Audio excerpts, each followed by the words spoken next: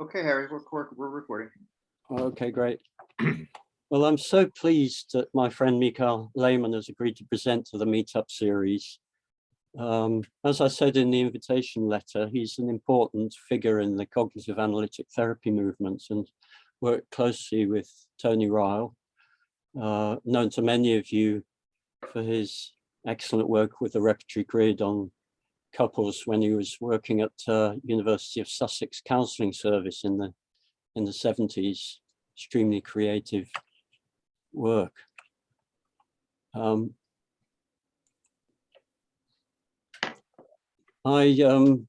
started getting interested in Charles Peirce, as some of you may know, and Peirce was very much emphasizing the concept of sign, and I thought that that was very relevant and potentially an interesting thing to integrate into personal construct psychology.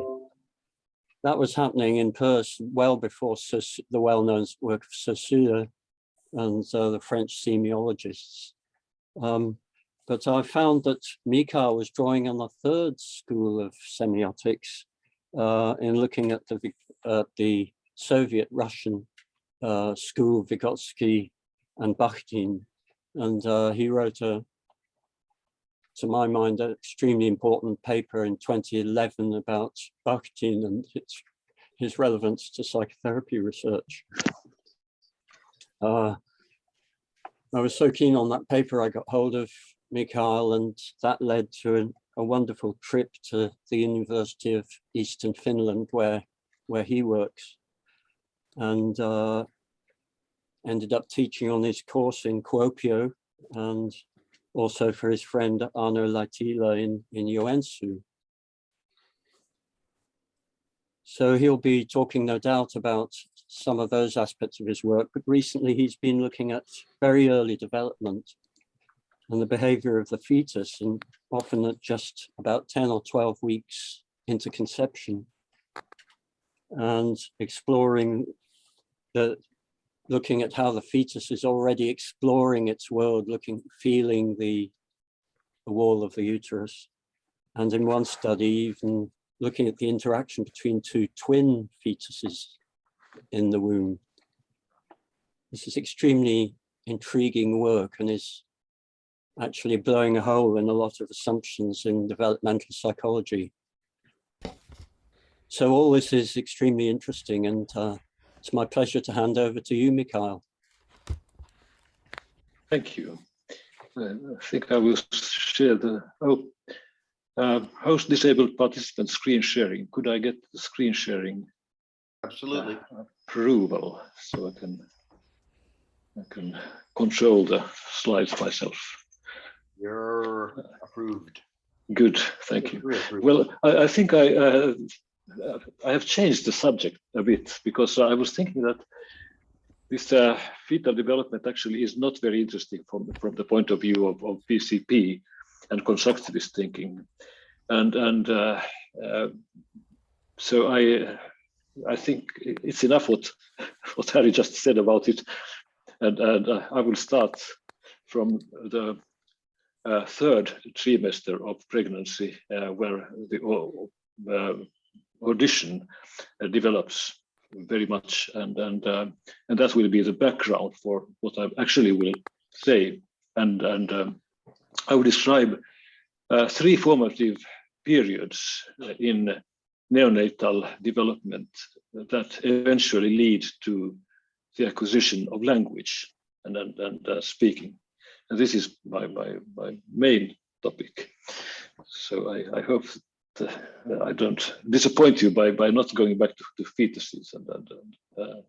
The change is because there was a lot of new material on 3D imaging of fetuses, but I think it's tedious to look at all those videos. So I think that I just wanted to talk about developing language, because I think this also better conveys the idea that I have of what signs are without having to use technical language. So let's see what happens.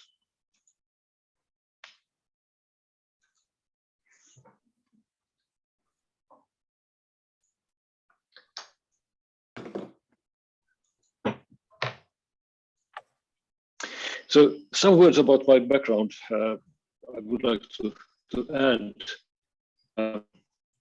Originally, I came across Lev Vygotsky's thinking and his cultural historical theory of sign-mediated activity, as it's called. That was in 1969 when I was a psychology student.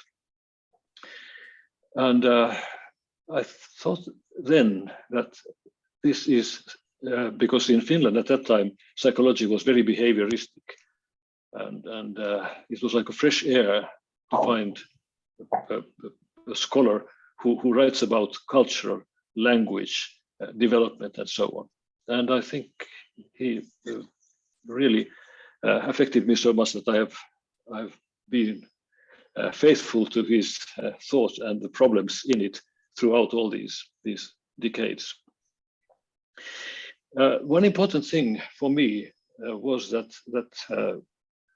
this cultural historical theory of activity, psychoanalysis, and PCP share one common fundamental theoretical premise, and that is that all actions, both mental and physical, have an object. In psychoanalysis, was the object was mainly the object of desire. But when I went to study brief integrative therapy with Anthony Ryle in 1984, and he used then dyad grids to formulate the client's symptoms and interpersonal problems. I thought that this idea of uniting or integrating British object relations theory and grids and Kellian thinking in frame engages was something which was very interesting. And what happened that when Ryle adopted his cognitive action sequence model in the early 80s as a kind of general explanatory principle of mental problems, I felt that that led to some problems. And I recognize in a couple of years after my studying period, we collaborated throughout the 1990s and up to actually to the last 10 years before he died, that there is a mismatch in his theory about this cognitive sequence model and the psychoanalytic object relations ideas that he had. And this mismatch sent me then to this 30-year venture into searching for an appropriate conception of signs as mediators of mental activity and communication. It's really a very long journey. And when I published this 2011 paper, I then had developed a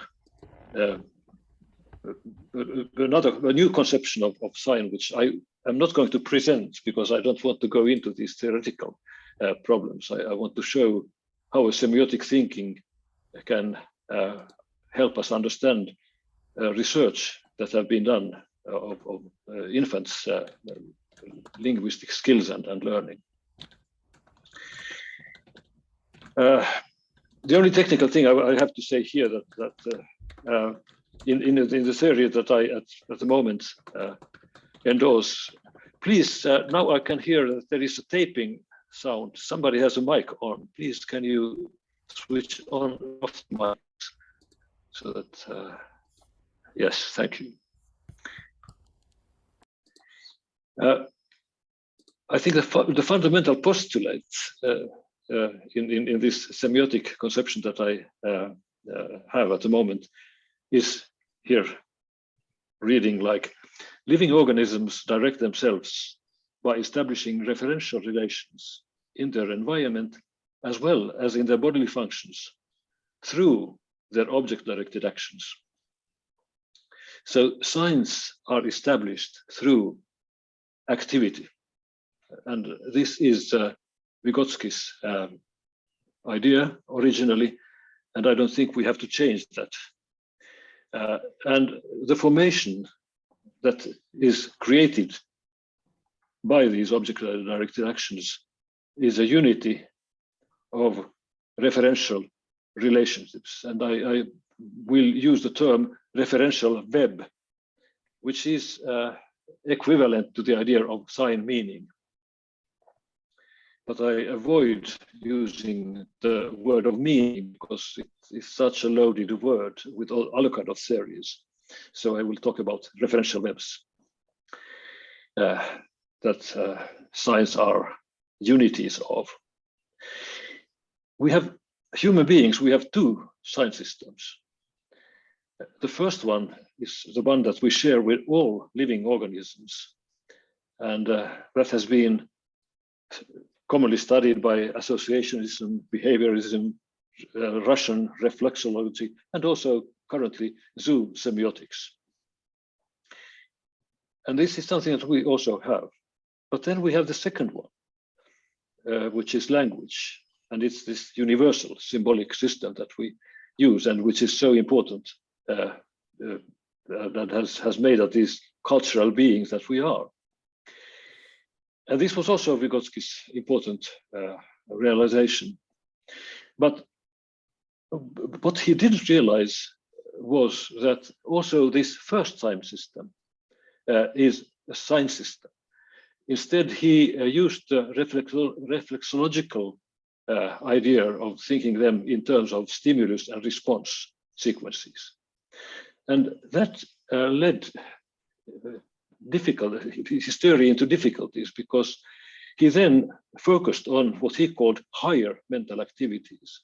And that limited his subsequent work to verbal signs and concept formation, which he studied. But then important aspects, for instance, where are emotions, where are simple perceptions, all these natural psychological functions were thrown out of his semiotic analysis. And that was the problem. And he was criticized for this back in the Soviet Union in the 1930s, which then led to the situation that behaviorism in the form of this Pavlovian theories came back and it became the official canonized psychological tradition in Soviet Union. But now the interest that I have recently had is that how does this second system develop when we have when the fetus and the neonate has an accumulated store of first order signs at its disposal. And we can recognize three formative periods, roughly covering the first year. And the first period is interesting in the sense that it is fully mediated by these first order signs. And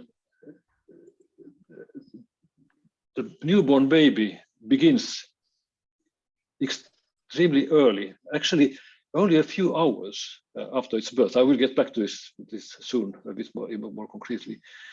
Extends the referential web of these first order signs by visual cues predominantly, but also, of course, what are available in terms of touching and then hearing and smelling and tasting in the external world. So this extending of the referential system in science is very important during the first 3 months. And another important developmental phenomenon is to be able to distinguish between addressing and referencing, which are the primary two factors in communication. So being addressed and referred to are the two aspects in all communication. That's actually what I'm doing here. I'm addressing you when I'm talking, and I refer to language development as my theme. And this important distinction between addressing and referencing also develops within the third, within 3 months, starting by birth. And the second period extends then from that onwards up to about 8 months. And then at this period, the acoustic properties of spoken words become gradually detached from this intersensory matrix, and they become in a way independent or semi-independent acoustic signs that have their own referential web. And then the third period, around 12 months, starts when the infant realizes that it can substitute one sign with another sign. So I will elaborate all these periods a bit more. There are some critical experiments or research being done in this area, and I refer here to two. First is this Sai, I think he's a Malaysian researcher who in fact did her PhD in Glasgow at the beginning of the first decade. And he was interesting in the question, are neonates, few hours old, are they able to recognize their mothers? And what is the kind of defining feature of this recognition? And she ran a series of experiments where the most interesting one was a design where the experimental group of newborn babies, and as I said, they usually were the immediate hours after birth. So they were about, I think the mean age of them, they were 5 hours. And in the experimental group, the mothers didn't utter anything. They didn't give any voice. So they were instructed to be completely silent when they tend to their babies in the maternity ward. And then the control group was free to communicate, as mothers usually do, that they speak to their babies from the birth onwards. And the result was that these 2 to 5 hours old babies, when they were tested by showing 2 faces, the mother's face and another face on the screen, they couldn't recognize their mother. But for those with whom the mother had spoken to, they immediately recognized their mother. So they had attached, in a few hours, they had attached visual image with sound, because they, of course, knew their mother's voice from this prenatal period. So that helped them to add this visual cue very quickly, just in a couple of hours, to this acoustic reference. But without this cue, the babies couldn't. It was too little time to familiarize with the face only, without any sound. So, in my view, this is one example of how this idea of extending the referential system with new cues that build or are woven into those that the baby has already developed in the 3rd trimester of pregnancy. And there is a semiotic store that the newborn baby has with it when it comes to this world. And then Teresa Ferronis and her group, that's the other important research or critical study, because she studied the idea of are newborn babies able to follow gaze? And yes, they are. But what is important is that they must be addressed very clearly. So in this experiment, she used this kind of drawings of faces where the eyes were looking straight to the baby and then switched to one side. So the idea was that you first address and then you refer. And this is the gaze shift. And the amazing thing was that only a few days old babies, 30% of the babies could follow the gaze, which I think is a quite big number if you think that they are 3 or 4 days old babies. And obviously the variation was very big. So this, and of course later on, gaze following is much more consequent. But it has always the same structure in these experiments. And the repeating finding is that the baby needs to be addressed before the visual cue of shifting gaze is meaningful for the baby. But then it is. So this dynamics of addressing and referencing is also something that starts to operate. And by 3 months, the babies are very competent of using it. And then there is a good foundation for the next stage, which starts about the 4th month. And it's I didn't have time to look at. There is a study of Tenenbaum, which is I think 2013, about this gaze shifting. Actually, she called that face scanning of babies, and this face scanning behavior begins around 3 months when the baby starts to switch between the caregiver's mouth and eyes when perceiving the caregiver's speech and gesturing. What is interesting in this development that it declines gradually in 5 or 7 months, after which the infant only tends to look at the speaker's mouth and not needing the other cues present in the adult's expressions. And up to the beginning of the 2nd year, when again the child or the toddler starts to look at the eyes. And how can we understand what happens in this face scanning behavior change? My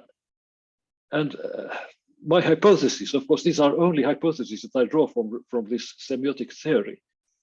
And they need empirical studies in order to be understood better. But what happens is that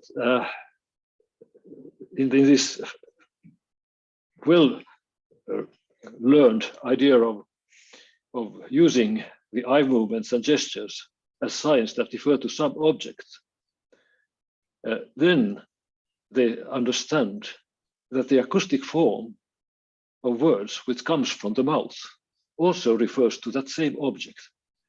So at the beginning of this period, the babies have to check these other gestural references and associate them with what comes out of the mouth. But when they become more experienced in this, they are relying more on the acoustic forms directly.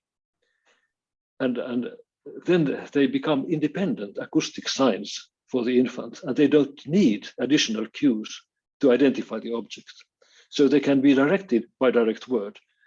And I think everyday observation of babies show that after about 7 months, when they are 7 months old, they can also be understood by words only. And in fact, the studies of infant sign language, which I think is a very fascinating area, it has been shown now that after 6 months, this infant sign language can be taught to babies. I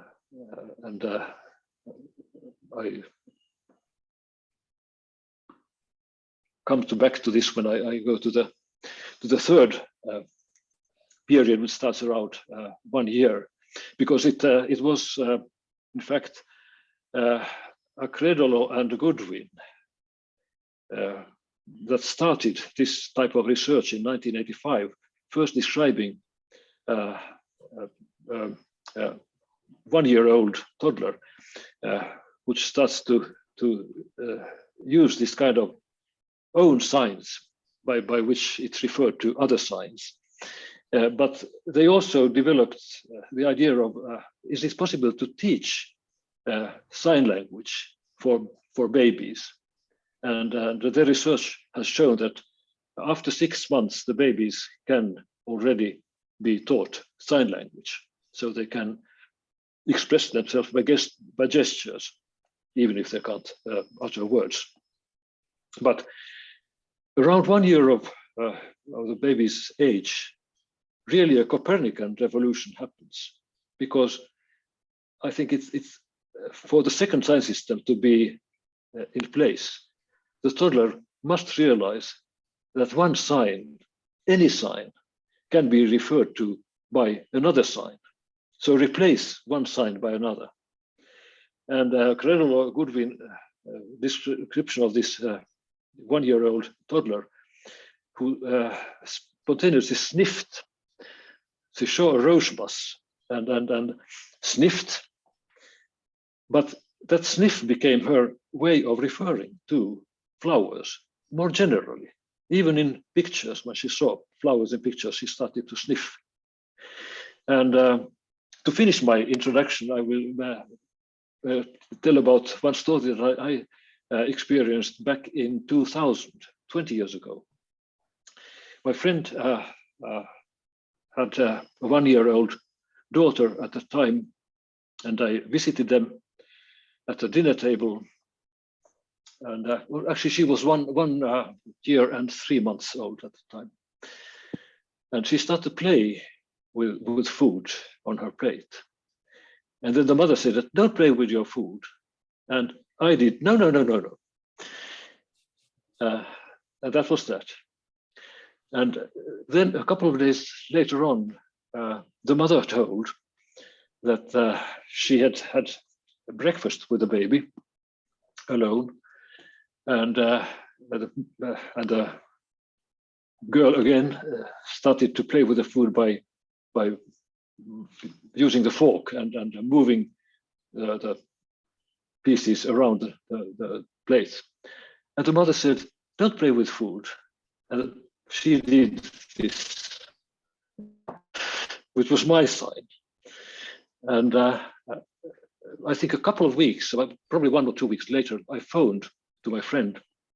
He was on phone, and we talked about things, and then we closed. And then he told me that his wife had asked, "Who phoned?" And he said, "Mikael." And then the girl again did this. So this was my sign too. It referred to me.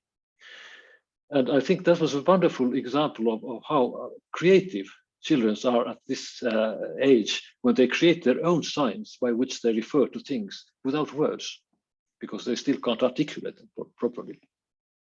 And also what was interesting is that this sign was both the sign of the event of playing with food and my name.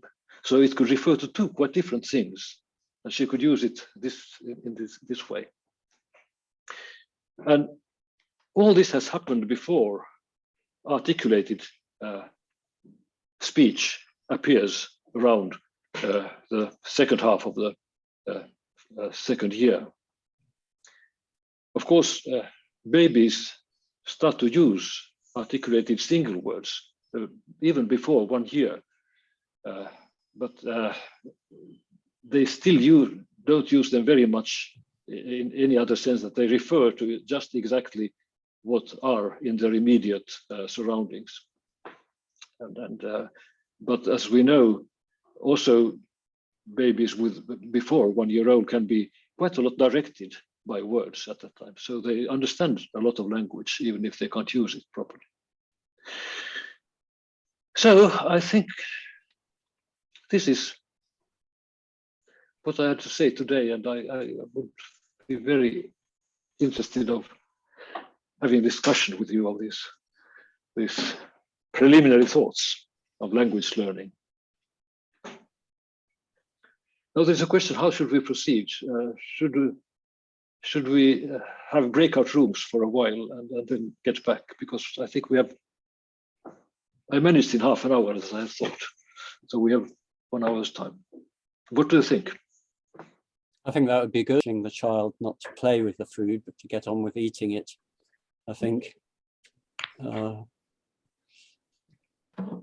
Alex, you were asking about the difference between expression and referring. And that led to a discussion of Trevarthen's concepts of primary and secondary intersubjectivity, in which primary is basically an interaction between two people who then can refer to something.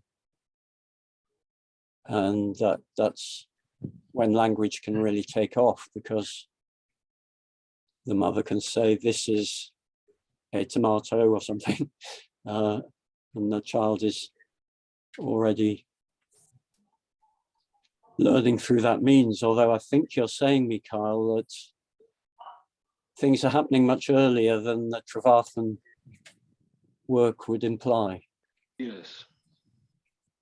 Yes, Trevarthen's observations are already things that are in place and can be used by the infant. And I think it's easy to think what leads to this possibility. And this is the point. And I think that Vygotsky's old idea of the zone of proximal development is relevant here, because if we think about this finding that you can start to teach sign language after 6 months, so it's about half a year earlier than the toddlers begin to use signs spontaneously when they refer to other things. So here teaching precedes development, and this is a clear example of that. Was actually Vygotsky's kind of maximum. He said that it's not that development makes teaching possible, but learning precedes development. And the zone of proximal development is, the zone opens, in this case, around 6 months. And if we learn how to communicate with babies by gesture language, they learn it earlier than they learn words. So this is what I think is important. What leads to this developmental stage that we observe when we do observation studies?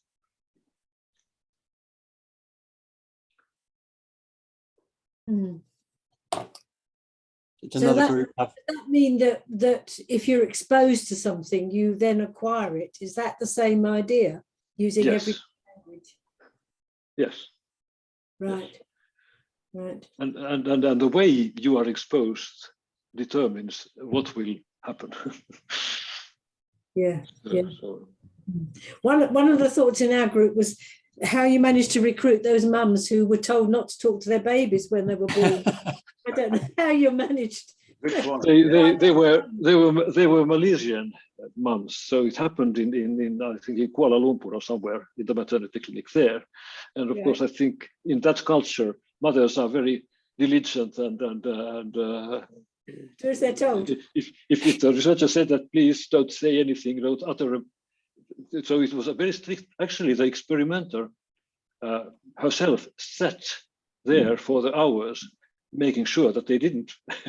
Yes, yes, Did they go like this? because everybody, the first thing everybody says to their baby is hello, isn't it? Yes, of course. Yes. And in fact, they had to discard, I think, about 5 or 6 mothers because they couldn't stop. Yes. they just couldn't. One of the things we were talking about in our group is premature babies, and because it's become so technical and invasive with technology, that parents are afraid to speak to their babies, and psychologists who work with premature babies are encouraging parents and staff to talk to babies, premature babies. In And the apparently incubator? they say it makes a huge difference. Yes, yes. Because that's certainly very familiar for the babies already. Because they have been listening to 3 months, they have been listening to speech around them. And then they have all these noises, these mechanical noises of ventilation systems and bleeps. It's very strange, chaotic sounds for them. Oh, the They need pleasures the of being voice. in hospital. Yes. Mikael, just going back to what you just said, is there evidence that the babies are really only picking up, in utero, they're only picking up sound from in the last No. trimester? No, What's the evidence on that? Well, this is actually these prenatal studies which I've been reading for a couple of years, and I think it started already in Italy in the early 1980s when Adriano Milani Comparetti started to follow fetuses when the ultrasonic imaging became possible. And he found, I think that was, in fact, it's very important for my science theory, is that the very first sign is mediated by touch. And that happens around the 9th week of gestation, when the fetus is heavy enough to bump against the uteral wall. And that's the first touch. And Comparetti observed that this first touch is also revolutionary for fetuses, because from that first moment onwards, they become systematically exploring their surroundings. And so they cling to the umbilical cord, and they lick things, and they, of course, they explore with their hands and their feet, and it becomes more and more systematic throughout the months. So and then he recognized that the movements they resemble well-formed movements of athletes. So they train their musculature in the uterus as long as they can. Of course, then they get so big that they can't move anymore very much. But before that, they are very systematic about this. So this was, I think, something which is very important, that the first referential act is touch, and that's in 10 weeks. And movement and posture. Yeah. Mikael, may I ask, and this may be getting into the theory, speaking about it as a sign, what does that add to your understanding, that rather than speaking about it as an activity? What, bringing the notion of a sign in at that stage, what does that add to the understanding? Well, the important thing is that it adds a mediator in action. So I think our current psychology doesn't pay enough attention that activity is always mediated by something. So we never have, of course, it's mediated by the sense organs when we talk about perception and sensation. But the idea of mediation is important, and signs are mediators. That's why I use the word sign here. And the nature of this mediator is that it refers to something. So in addition to be a sensation, it has some function or some relationship to the object. For instance, the first touch, which happens here. And of course, I know that this is my hand, but the fetus doesn't know that the umbilical cord is umbilical cord. It just grabs something. But of course, by grabbing it, it gets a form experience. And that is stored in this in the brain, this form experience. I know that Mikael is shaking his head. Yes, we have an argument about the sign concept, and I think we can. Because psychology traditionally doesn't add that extra piece. Absolutely, yes. Yeah. That's the point. Your 2011 paper, where would we get that? Where is that available? How do we? That's I put my ResearchGate website in the presentation. So I think if Harry's, I can send the slides to Harry, and you can distribute them, so you get directly the links from there. It's in Culture and Psychology, isn't it? The journal. Yes, it's Culture and Psychology, but it's on, and also all my old sign semiotic papers are on ResearchGate. So great. The problem actually is that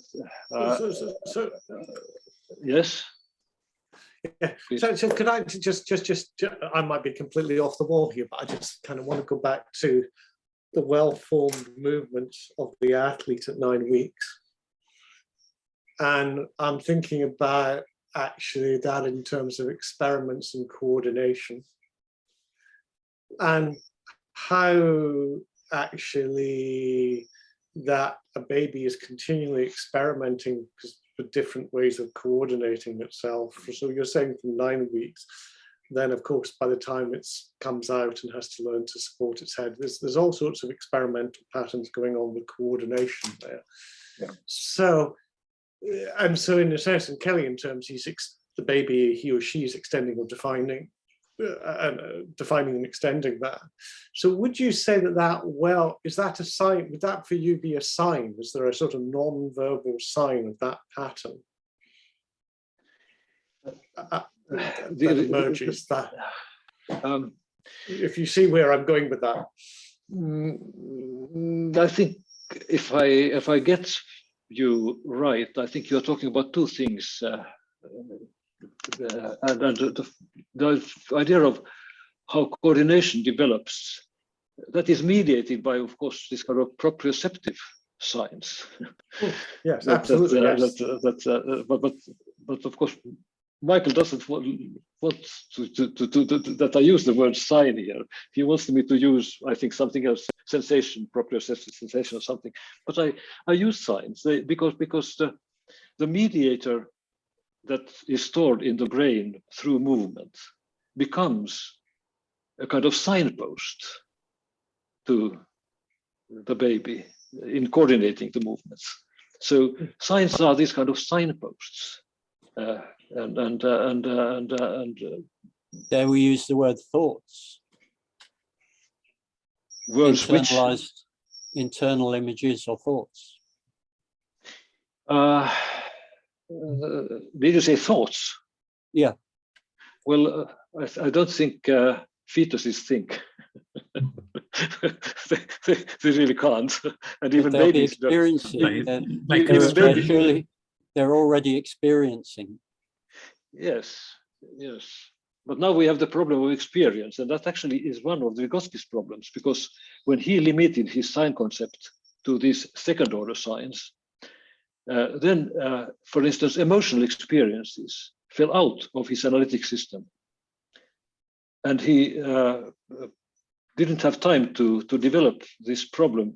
But he recognized that his analytic framework, his semiotic framework, didn't account for emotions, and that was one problem in his sign concept. And it took me 20 years to realize what the problem was in that. but I think that my 2011 paper is difficult.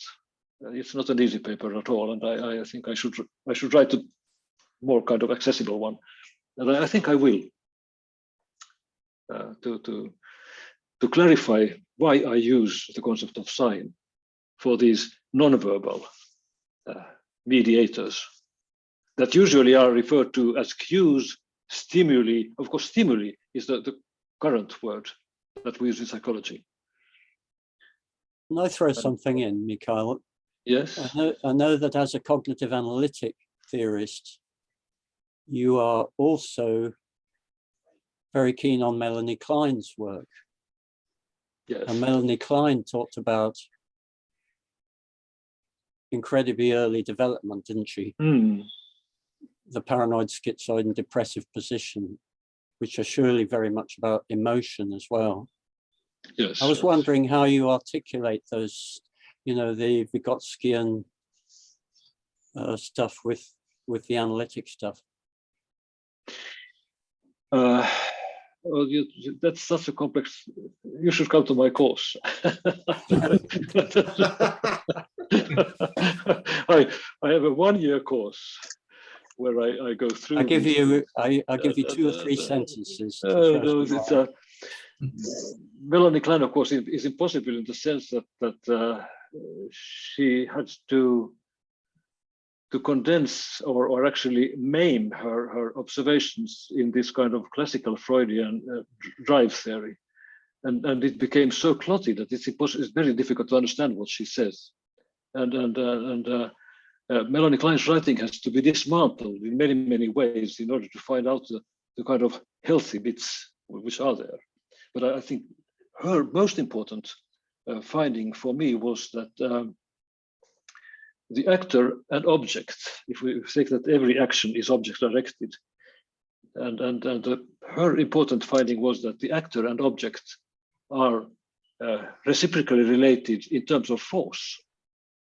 So there is also always a kind of energy component in human exchange, and that was what Tony Ryle brought into cognitive analytic therapy, because he talked about reciprocal roles. And he meant that reciprocal roles are indeed this kind of dynamic two-way force exchanges. And that was why he used dyad grids to make sense of these forces, these reciprocal forces. So it was through these dyad grids that Melanie Klein became interesting to me, and I started to study her. But Tony didn't like Melanie Klein because, of course, her language is very difficult, and the idea that the internal object could be active was repulsive to Tony. He didn't like that at all, and that's a very important part in Klein's work, that internal objects are forceful, and we are forced to defend ourselves when we are attacked, for instance, in dreams, by our internal objects. I think the dream is very interesting showcase of how these reciprocal forces operate in our minds during the night.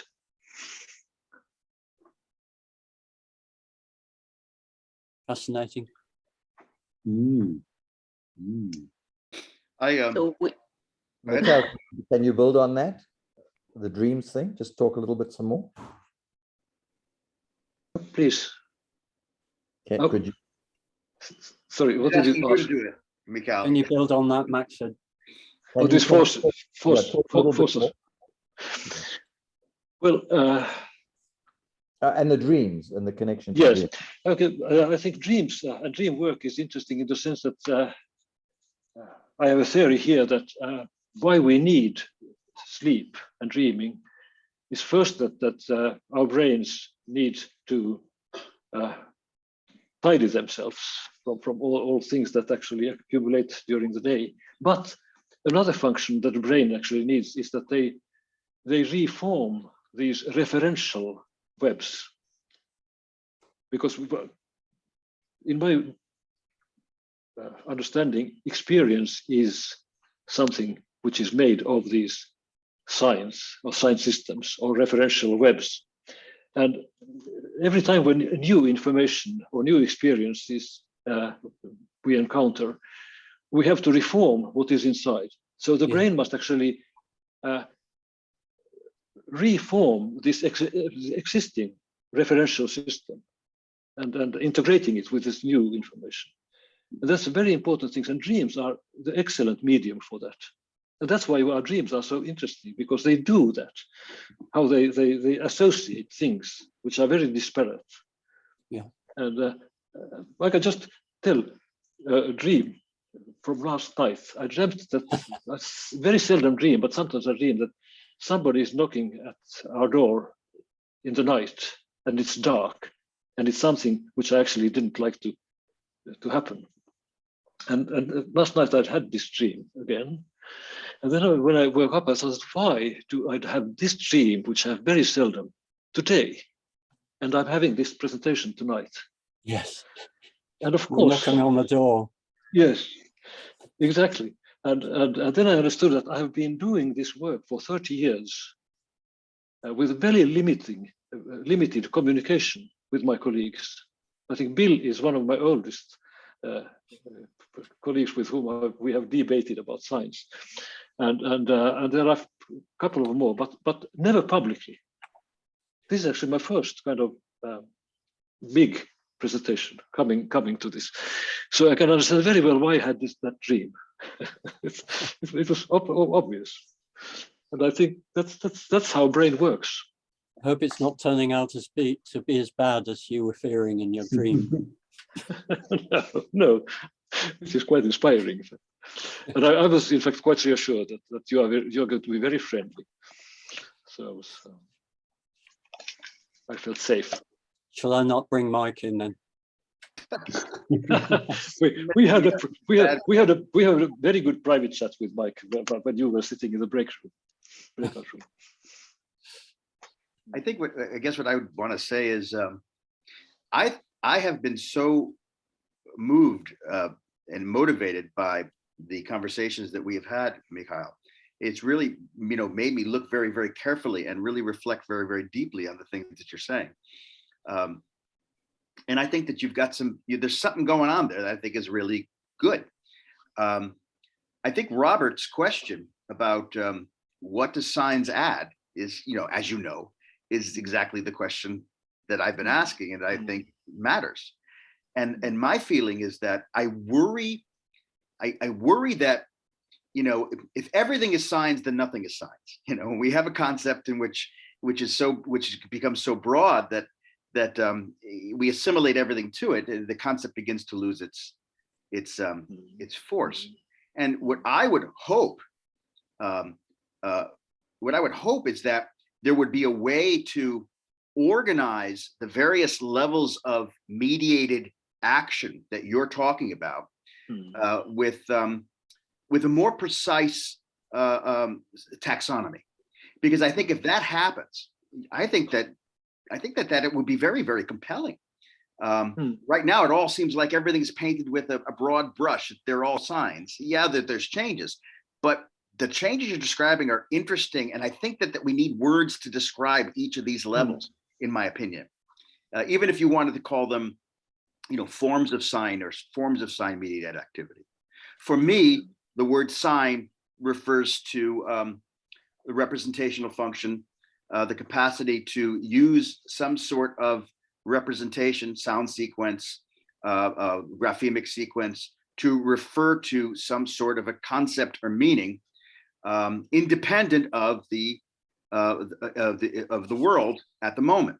Now that's a pretty restrictive and classic definition of sign that places the sign at 18 months. And Piaget and many others have identified gradations of sensory motor activity and even which might be called thinking mediated activity that's tied to context, that are very consistent with the things you're saying without talking about signs. So I'm wondering if, again, I think that what you're saying is powerful. I'd like to, I would hope that it could be brought forward with a more precise taxonomy to map onto the distinctions you're making. Well, I think that what you say about that we can talk about different formations of signs. Yes, I think we can, and we can find different words for them. The problem is that what is the basic structure of this mediator in its various forms? And for me, one very important thing is that it must unite emotion and cognition, because one problem in cognitive psychology is that it describes abstract processes, perceptions, sensations, sequences, and so on. But where are emotions? They don't fit into the analytic framework. And then we have a huge literature of cognition emotion relationships. And if you look at the diagrams, which are full of all kind of arrows and piles and whatever, it's so clotted that it's impossible to understand and use in any scientific way. So whatever we want to call, what I call sign, it must be able to unite emotion and cognition. Yeah, That's one of the basic requirements. I would offer Kelly, that the uniting of sign with emotion was a central portion of Piaget's book on the development. I can't remember the word. The imagination, development imagination of the child. That's not the right. But also Vygotsky also wrote about emotions, and he wrote about them in infancy, and he wrote about them in a dynamic way. Yes, but he couldn't integrate them with his intellectual idea. So in his writings, the intellectual development was separate from emotions, and that he found that a problem. I think you need the word construct to come in. I mean, Kelly said that a symbol becomes attached to the pole of a construct, that the construct is something more fundamental. And that a sign gets attached to it, a sign or a symbol. And for me, a construct is, Kelly said we shouldn't fragment the person into cognition, emotion, conation, etc. It's one thing. We come along and make these splits, and they're useful splits, but the fundamental thing, a construct, is a discrimination that is full of emotional tone right from the start. There isn't something added, but then we can Harry, add a sign to refer to it. Harry, the way what I would struggle with is once we try to think in terms of signs, we're really grappling with a relation as opposed to a thing, and that's really hard to do conceptually. It's and obviously in signs, if we're talking about a three element relation. And I was going to ask Mikael, I mean, is that part of the challenge, Mikael, is to try to be able to conceive of relations as opposed to entities? Yes. That's a really difficult. And we go back to realism and nominalism almost. What is the nature of a relation? It's confusing stuff.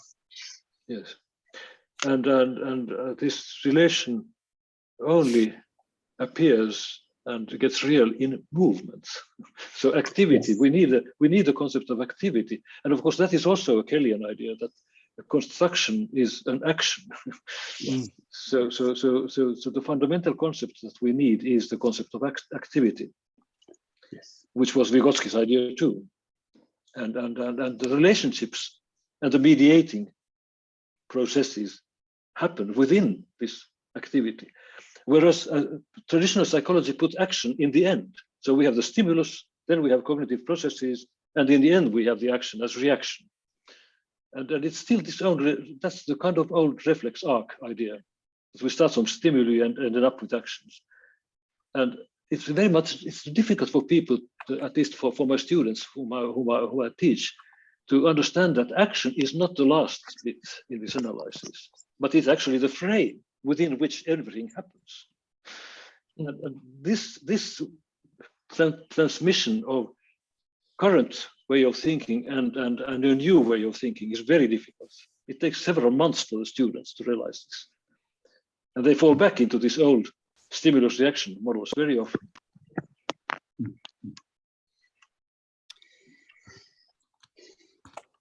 Good stuff, man.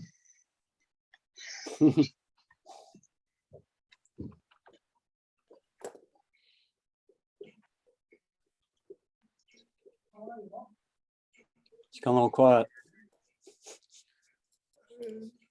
I was kind of interested there in this idea of dreaming as reformulation, and I'm kind of wondering what we're pointing to. Who is doing the reformulation, and I want to link it back to the 9-week-old who's reformulating patterns of movement, because actually, if we're in the frame of action, then we're in the frame of actually learning how to move. And babies in there, by 9 weeks, babies experimenting with movement and patterns of control of movement and what works and learning things. And if we're going to, this goes back to the thing about signs and what Mike was talking about, is that because those fundamental patterns of movement are actually really affect how we function in the world. And at all sorts of levels, and that seems to me is part of what's going on in dreaming, and it's an unconscious process, or pre-verbal, whatever. There's something there. I just kind of, can you say more about it?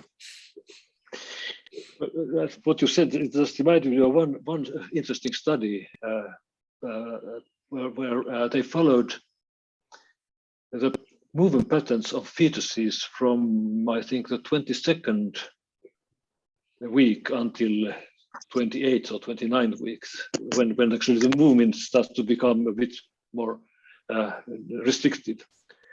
And then they followed up these babies after birth. What they found was that these habitual idiosyncratic patterns that the fetuses had shown during these weeks, 20, 22, 28, they reappeared in about 3 months. So they remembered their movement patterns that they actually had exercised while in the womb.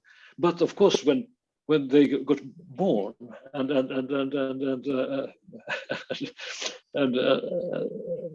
they didn't have the environment anymore, they didn't float, but instead they were tied to the bed, so they lost the patterns for a while. But they had remembered them, so that they came back when they became competent enough to use their musculature in these new conditions. And I think that was extremely interesting about kind of physical memory, or memory of movements, personal movements that you actually have retained. So they had this.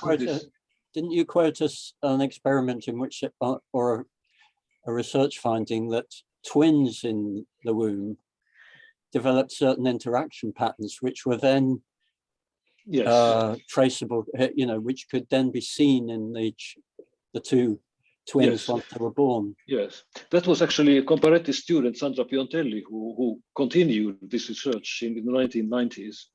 And she researched twin pregnancies. And she recognized that the patterns that the twins had developed in their communication survived after birth. Yeah. And you could follow that up till one year. Very interesting. Yeah, Mikael, your comment earlier on, you said about fetuses don't think. Could you expand upon that in terms of, and then I think action is a frame in which everything happens. Just could you expand upon that? I love that. Well, I think now I agree with Michael that we don't use thinking unless we think about the second sign system. So that we think, of course, we can imagine, we can imaginary thoughts and visual thinking and so on. But I don't think thinking has a kind of reflexive quality. So it's related to consciousness, I think. So that's why I wouldn't. So Michael is right. Perhaps the sign concept is too general, because I don't like to think that fetuses think, or even that 3-month-old babies think. They don't think yet, but they use these, whatever now we call them, signs, But as they have mediators. shall we use a more general word, subjectivity? Yes, yes, Because surely animals, dogs, and they feel and they yes. they have experience. I use the word experience. Again, can we use the word construe? Absolutely. I think that's a good word. Yes, because that also implies activity. Hmm. I always have this kind of secret love to Kelly's thinking. But I think that the concept of construct. While I share some of the ideas, I don't share all of it. And you've given some wonderful illustrations of pre-verbal construing, and from my perspective. Yeah. I don't know why I need to keep it secret, do you, David?